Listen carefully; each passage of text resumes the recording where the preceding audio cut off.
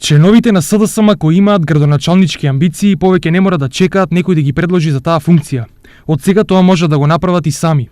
Ова на нив им го возможи партискиот отворен повик за поднесување кандидатури за градоначалници, но и членови на советите. На сите оние кои документи за градоначалничка или советничка кандидатура спремаат сами, СДСМ им ги предочи следниви критериуми: да ги исполнуваат условите предвидени со закон, во својата локална средина да се прифатени како совесни и исполнителни личности со јавен и професионален углед, да се истакнуваат со својата честност и целосно да ја уживаат довербата на членството на СДСМ, да имаат покажано евидентни позитивни резултати препознатливи за пошироката јавност, да поседува организацијски и комуникацијски способности, при составување на листите за совет имаат предност критериумите за разновидност на стручните области кои ги покриваат кандидатите во однос на територијалниот принцип, да се води сметка и да се почитува бројот на досегашните мандати.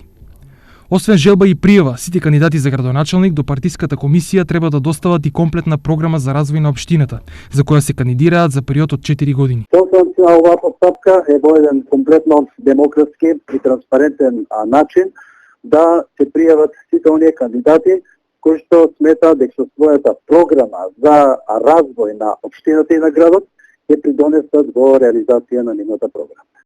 Сепак, дали со ова СДСМ ќе им ја ускрати можноста на своите членови и тие да предлагаат кандидати? Напротив, од денеска започнува постапка за евидентирање по сите местни одбори во рамки на општинската организација. Членовите нови состаноци имаат можности да ги предложат своите кандидати и за градоначалници и за членовите на Советот на општината.